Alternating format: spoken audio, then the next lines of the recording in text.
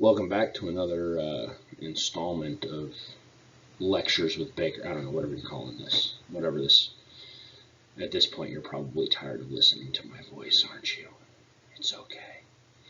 No, we're talking about interest groups today. So this is the second of the three linkage institutions that we'll talk about. So we've already gone through political parties. We'll go through interest groups today. And on Monday, we'll tackle mass media. So there's some different theories as to how interest groups function, right? So there's pluralism, elitism, and hyperpluralism. We'll cover those three separately. But before we get into that, we should probably talk about the role of interest groups in politics. Interest groups are defined. I mean, if you try to define interest groups, you would literally define it with like the words in interest group. It's a group with a shared interest. There's almost no easier way to explain that. Like, to not use the words, I would have to say it's a collective of people, because it's the definition of a group, that share a common ideology or policy initiative or focus, but it's a shared interest. Okay, they exist in order to try to influence government. That's their sole purpose. All right. There are like thousands, 10, 20, 23,000. I mean, there's thousands of interest groups. There's an interest group for almost everything that you can imagine, believe it or not.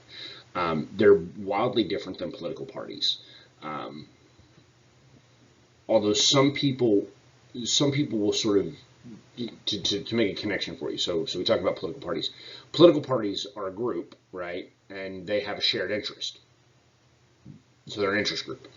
But they don't really have a shared interest. They have many interests, some of which they share.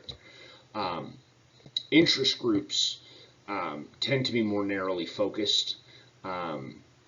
So they're in fact, that little bullet point on there says policy specialists, not policy generalists. So the interest group MAD, Mothers Against Drunk Drivers, right? MADD, MAD. Mothers Against Drunk Drivers. They have all sorts of statistics about the evils of alcohol and drunk driving and whatnot. If you were to ask them about gun control, they know nothing. Right, like that's just it. And I don't mean that as a knock on them. That's just not their focus. That's not what that interest group does. This just gives you an idea of sort of interest group participation. And I think we talked about this once before about how there's sort of a common belief that Americans have a propensity to join groups. So the sort of theories here on how they work, right? The first one is pluralism, and plural. So plural means many, right? Pluralism is the idea that you have many groups, and those groups compete with one another. They each have a very limited amount of power, a limited amount of resources. Ultimately, they're weak. They're sort of weak on their own, or they're incapable of accomplishing anything on their own. And so they generally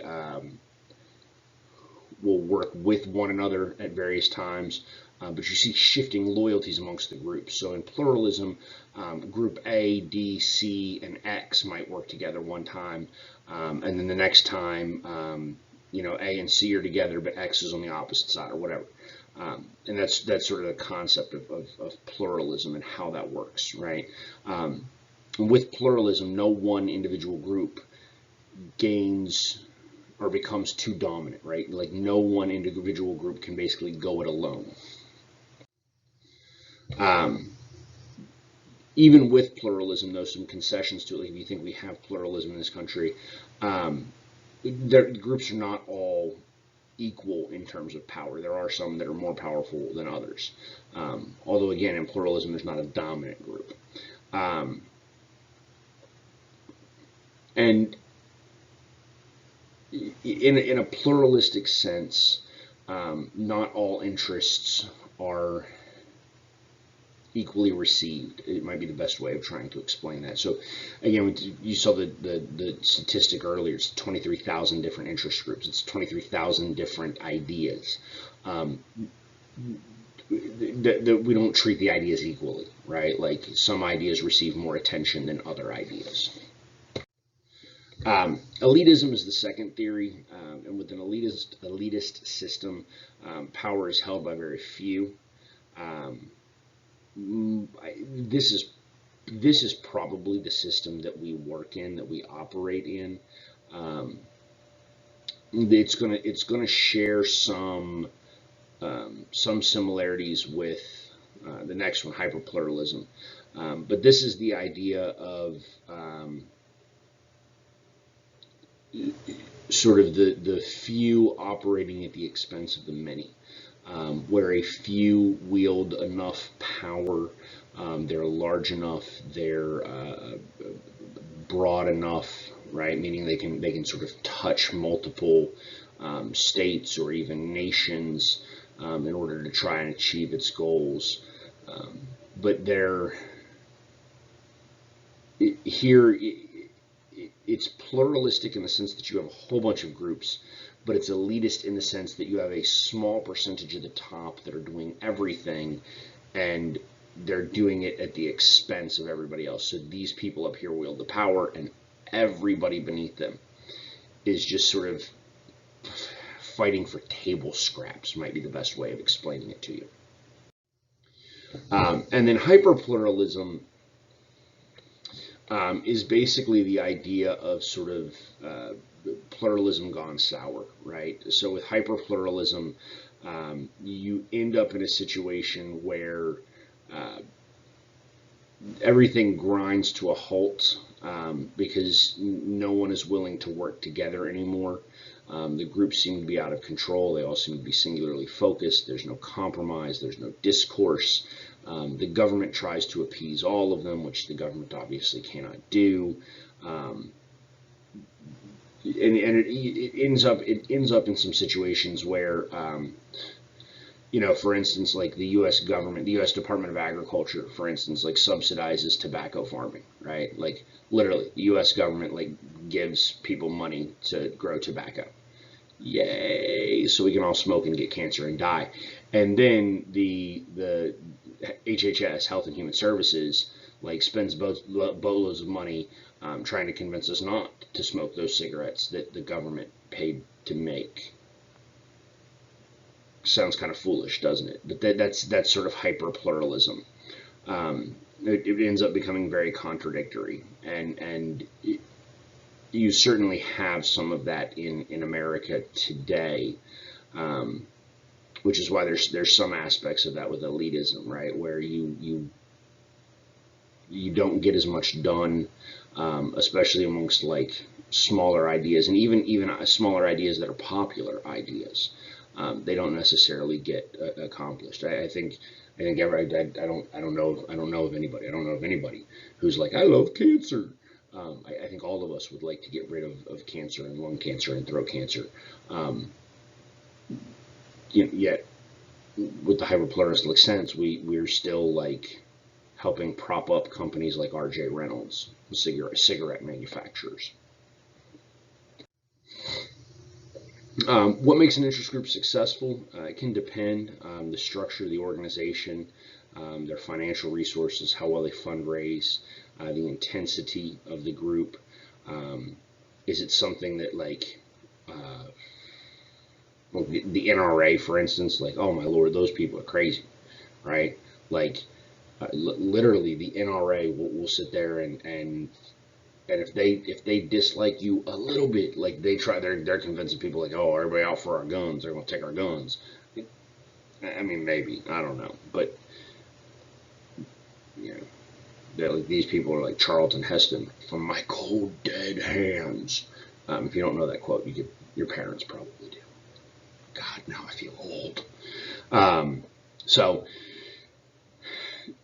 the effectiveness of groups is a very complex issue because it's not like there's a single strategy for how to be successful as an interest group.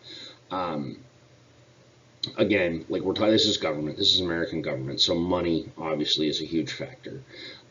But intensity is a huge factor as well. Like, how big of a deal do we think it is? Do the people think it is? Do the citizens think it is? The more that we care about it, the more successful it can be. Um, Smaller groups can actually have some advantages too. They tend to have more narrow focus, right? They don't get like sidetracked as much. They don't lose their focus, or they don't encompass so many things that they ultimately water down their sort of initiative and what they're trying to get accomplished. Um, there are also different sort of types of groups, right? There's potential groups, and then there's actual groups. Um, so potential groups are simply groups of individuals that haven't officially formed yet. Actual groups are those that exist, that have sort of structured themselves and organized themselves and created some sort of like actual organization after what they want. Um, some groups work for the collective good. Um, there are groups like environmental groups, for instance, um, work toward benefiting everybody. Um, some of those smaller groups ultimately have an advantage if it is a collective good, because even though it's a small group and only a small number of people are actually out there actively working for it, decision makers and everyone else that sort of floats an opinion by. If it's a collective good, if it's something that benefits them as well, they're generally in favor of it, even if they didn't do the legwork.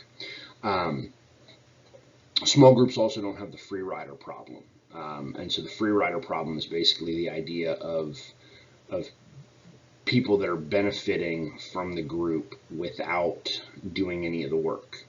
Um, so unions a lot of the times tend to be some of these smaller groups that have significant advantages because they don't have free riders, right? Like if you're in if you're in your local electrician's unit or union or whatever, um, then every electrician in the area is in that union, and so when the union accomplishes something, when they get wages raised or things like that, everybody benefits. Whereas if you had a whole bunch of people that weren't in that union and the union does it, those non-union members still get their wages raised as well. And so that's sort of the free rider problem. And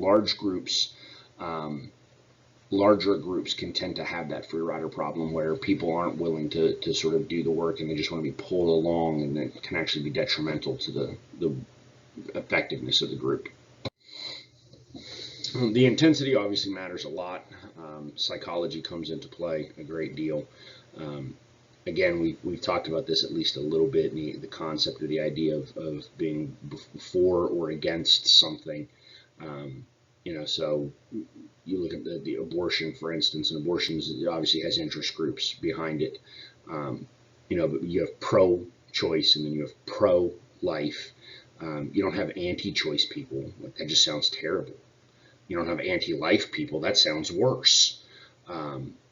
So the psychological aspects of how intense the issue is and how sort of psychologically manipulative the event or the issue can be can play a significant role in it. Most of your interest groups are single issue interest groups. Now you do have some large sort of corporate interest groups that have their fingers in many pots because they're trying to dictate policy or implement policy in a wide range of governmental issues. But a lot of our single issue groups, our interest groups are single issue interest groups, and that's becoming more and more frequent today. In fact, generally what you see today is you'll see an interest group like pop up and be like, yeah, we need to do this, and then almost immediately you'll see another single issue interest group that pops up that's like, they've got a terrible idea, we need to not do that. And so the single issue interest groups slow the process down as well. And it's part of what pushes us toward that hyperinflation concept, because they don't really want to work together. They don't want to compromise. They don't want to operate in a pluralistic sense, because they're not looking to sort of make deals, right? Like MAD, they're not looking at abortion or gun control or other issues where they're like, hey, we'll go work with you here if you can help us out.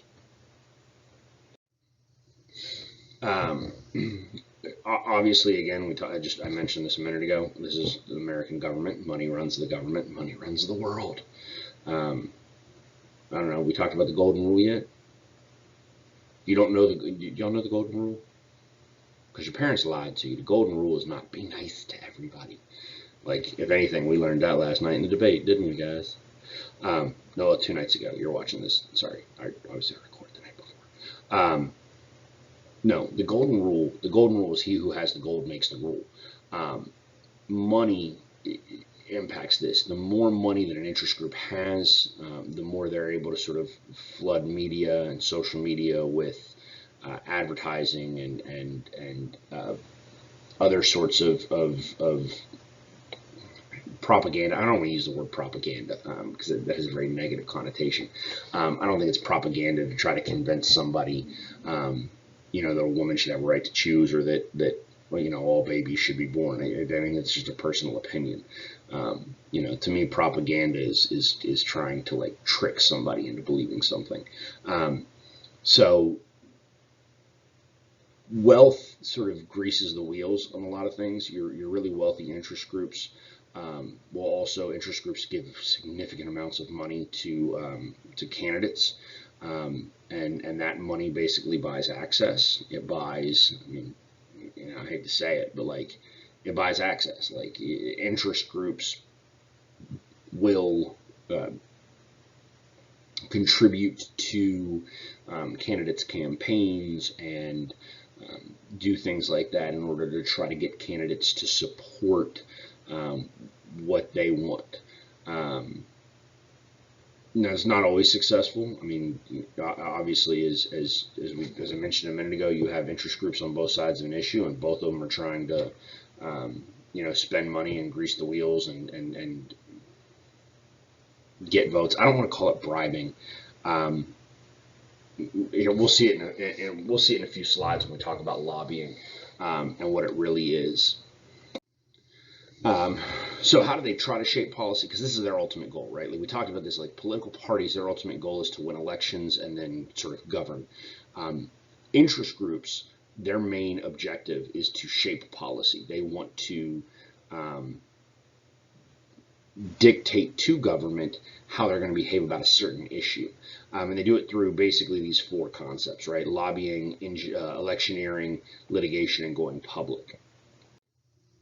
Lobbying is the one that most people remember, because when we talk about like buying access, like that's sort of lobbying, right? Now, first, there's lobbyists are people, right? That's a job. It's a great job.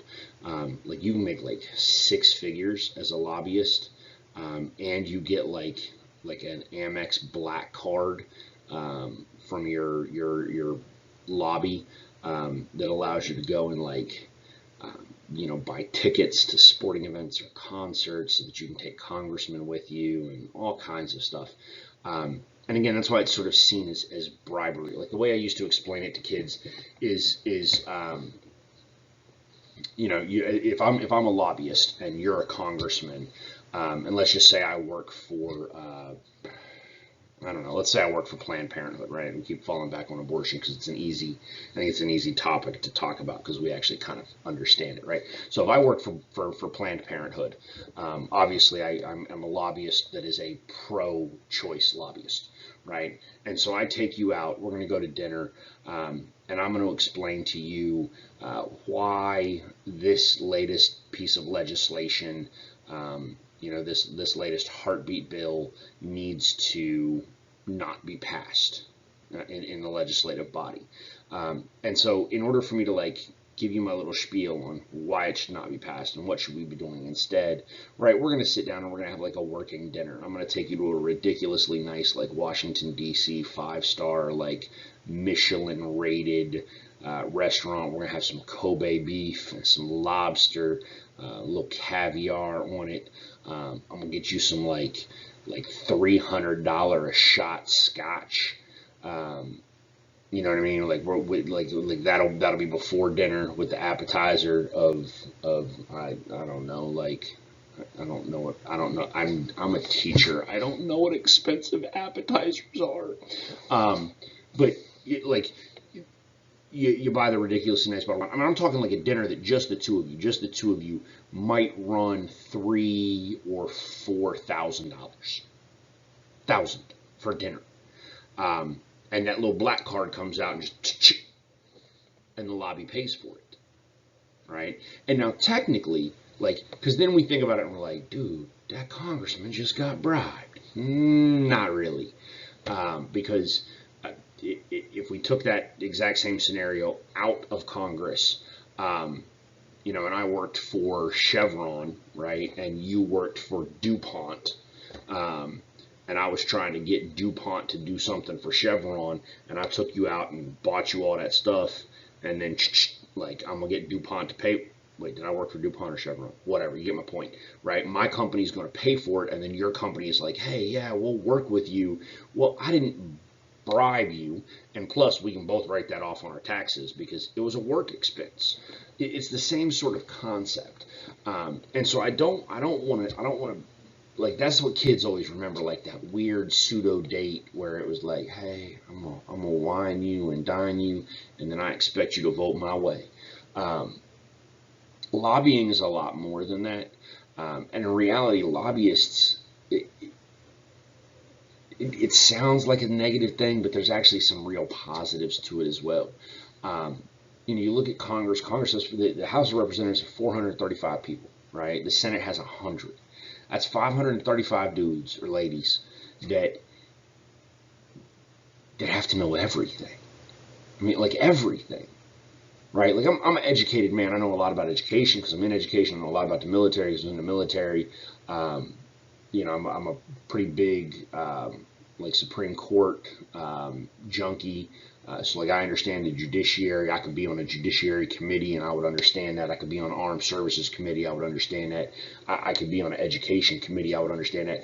Dude, if you put me on an agricultural committee and started talking to me about biodiesel, I would be looking around like, I don't know what you're talking about. I don't know.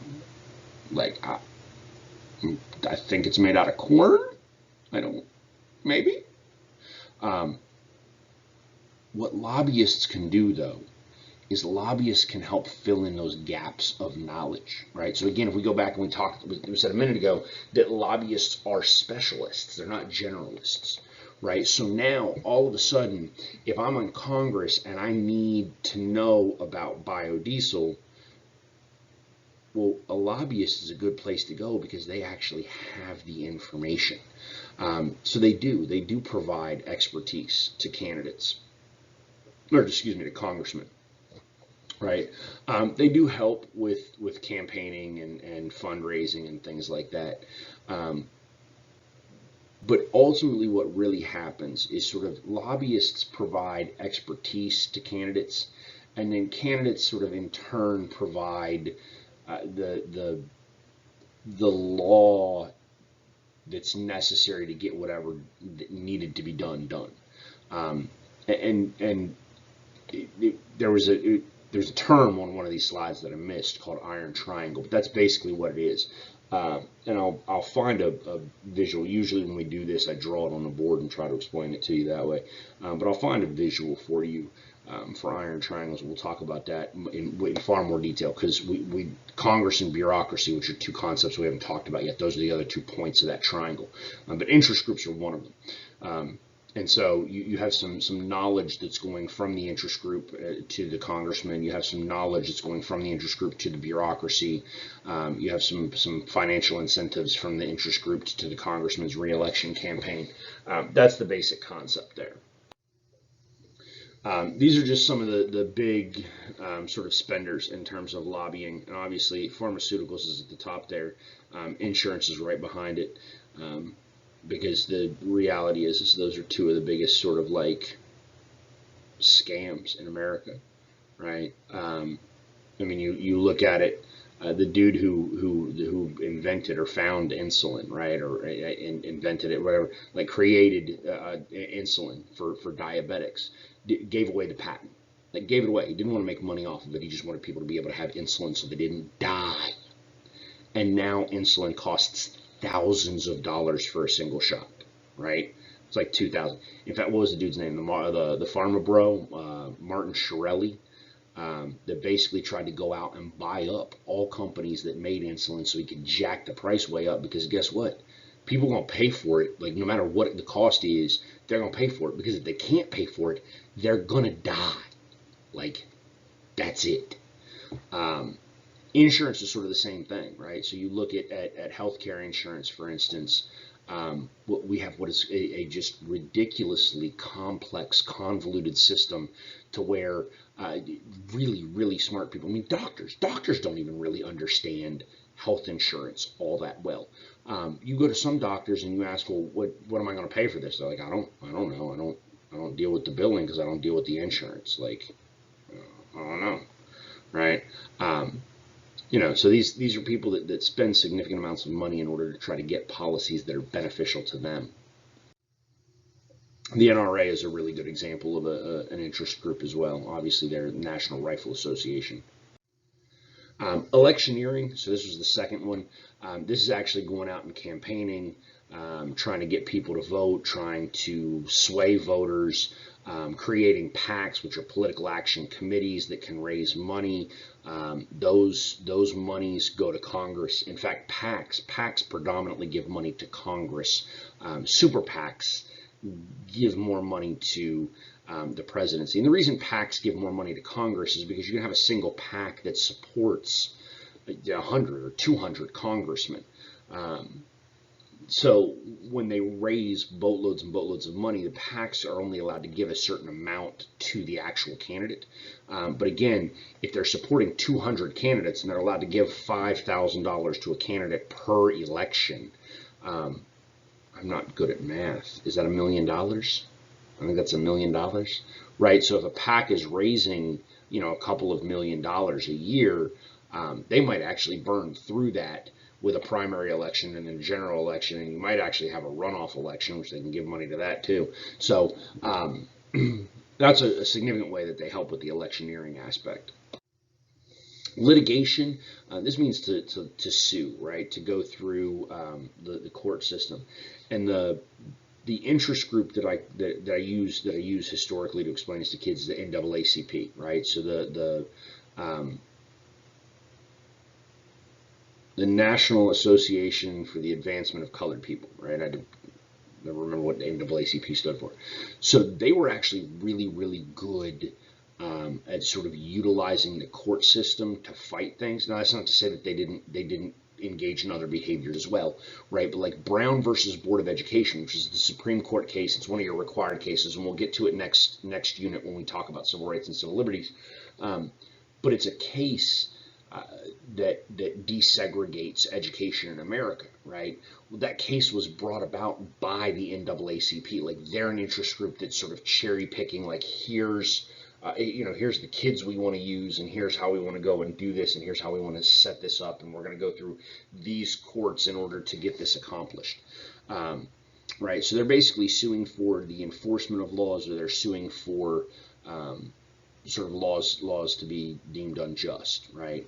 And sometimes, honestly, the best way to get rid of really, really bad laws is to actually enforce them, right? Because when you actually enforce a really, really bad law, then all of a sudden people are like, yeah, we can't do that. And so it goes all the way to the court, and the court's like, yep, that's illegal.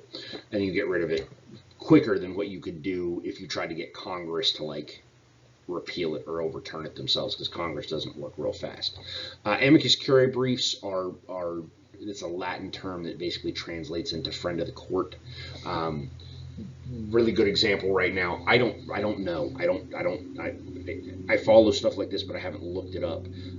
There are currently 18 attorneys general from 18 different states. So they're state attorneys general that are suing the national government to overturn Obamacare, the Affordable Care Act. I don't know which one brought suit first, but essentially what generally happens in this situation is the other 17 will write a brief basically advocating that the court side in favor of the one. Now, they might have actually all filed a joint suit, but that's, I think it was 18 or 17 or 18 states that did that. There will be other states, California, for instance, because it's a very democratic state. Their attorney general will probably file an amicus curiae brief trying to explain to the Supreme Court why the Affordable Care Act needs to stand, why it needs to remain. Class action lawsuits are basically litigation in which you have hundreds, if not hundreds of thousands of defendants altogether, or litigants altogether. And so that's, again, just a sort of tool because it makes it a little bit easier to get things accomplished. Fisher v. Texas, this was a suit from 2008 maybe about anti-discrimination.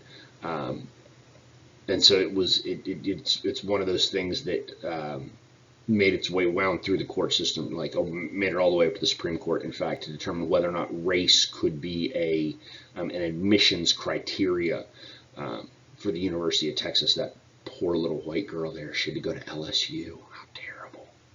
She couldn't get into UT, so she had to go to LSU. Going public, this is the last one, right? So basically this is appeals to the masses, right? So taking out ads, trying to mobilize the people. One of the ways to do this is to sort of get the people to mobilize in order to write their congressman, or get the people to mobilize in order to vote a certain way. But this is trying to get the people to then turn around and help try to push or influence legislators.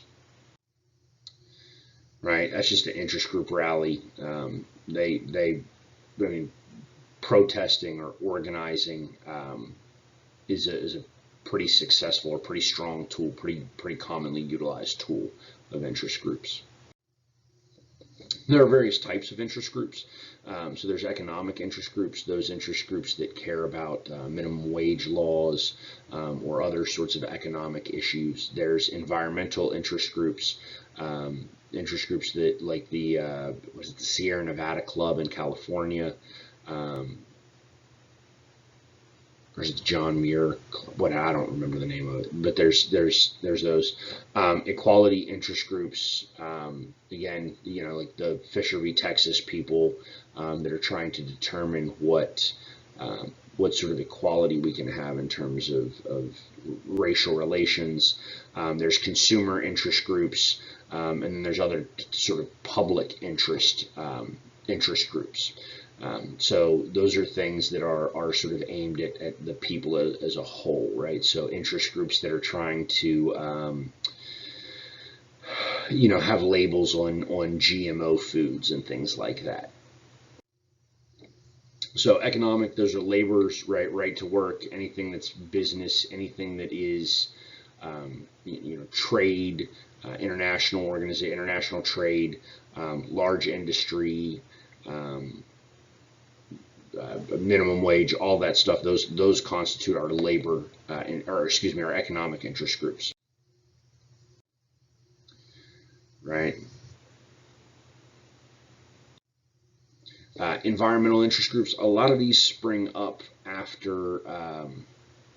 Silent Spring was the name of the book, written in the early 60s, I believe.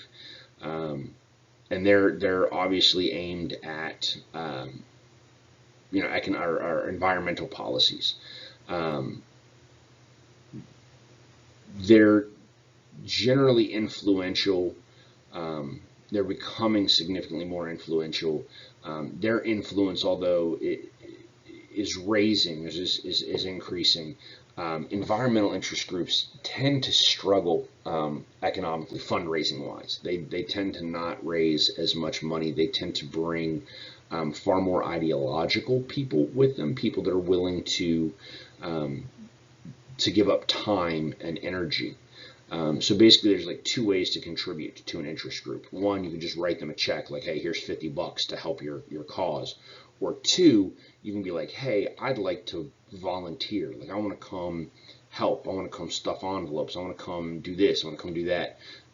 Environmental interest groups tend to attract that type of person.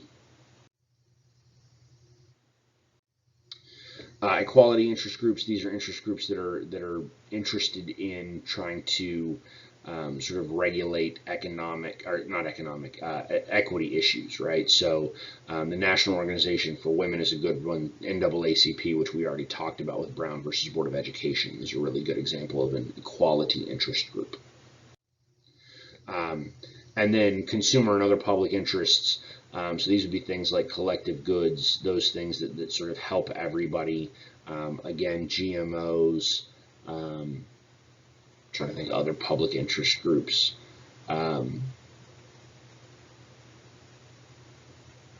General, I mean, it's general sort of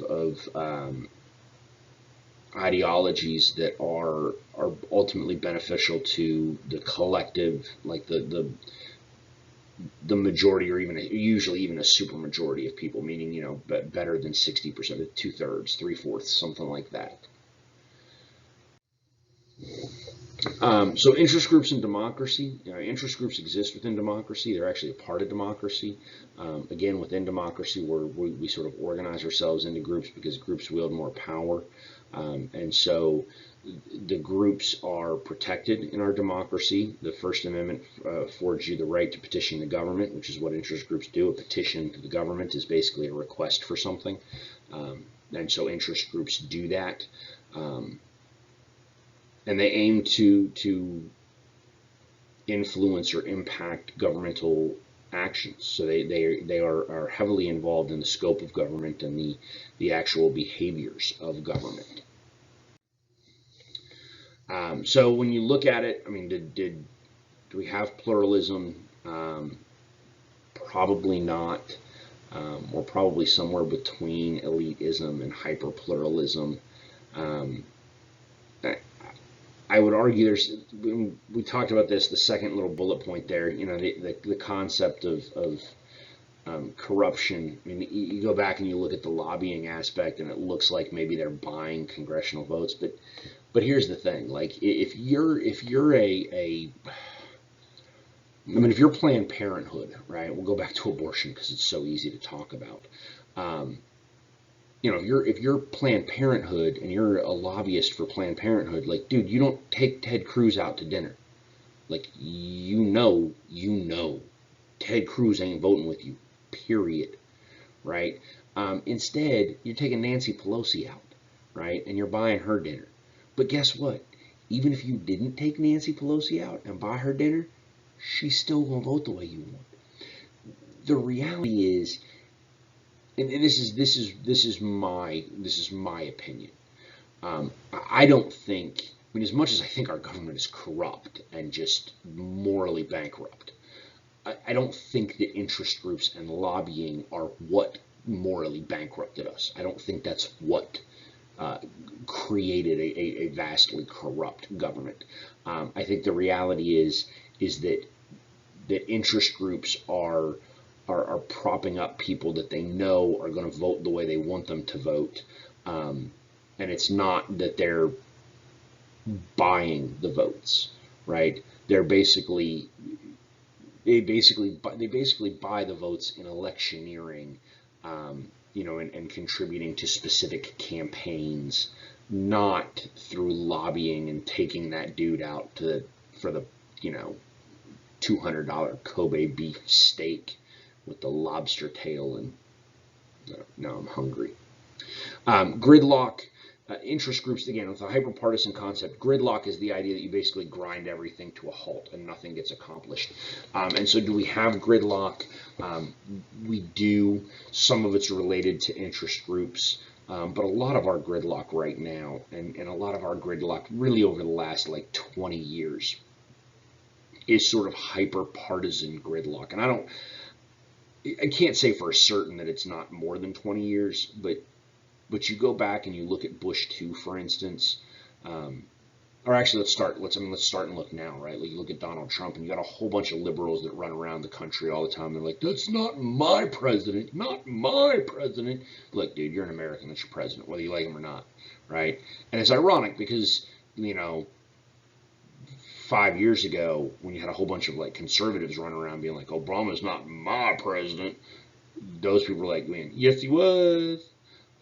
But those arguments happened with, they happened with Trump, they happened with Obama, they happened with Bush too, right? Like, I remember, people protesting Bush too and being like, he's not my president. Well, all right, the hyper partisanship that we see in America today is probably more responsible for the gridlock than interest groups, right? And then finally, individualistic versus associational interest groups. So the how we're organizing ourselves, what we're trying to accomplish, again, can impact the success of them. It becomes really hard to reduce spending once this happens. It ultimately sort of cycles out of control because as one group raises more money and spends more money, then a counter group feels like they need to raise more money and spend more money, and ultimately, like I said, you have a group that pops up and they're advocating for A, right? And so then they get a policy A implemented. And then there's a whole bunch of people that don't like policy A, so they form a group, and now they're trying to get policy A reversed, or they're trying to implement policy B in its place. And so it just becomes this like cyclical thing that's probably exacerbated, honestly, by the era of divided government and hyperpartisanship, because our government keeps swinging from left to right to left to right, right? We have a Republican president on the right now. A few years ago, we had a Democratic president. Before that, we had a Republican president.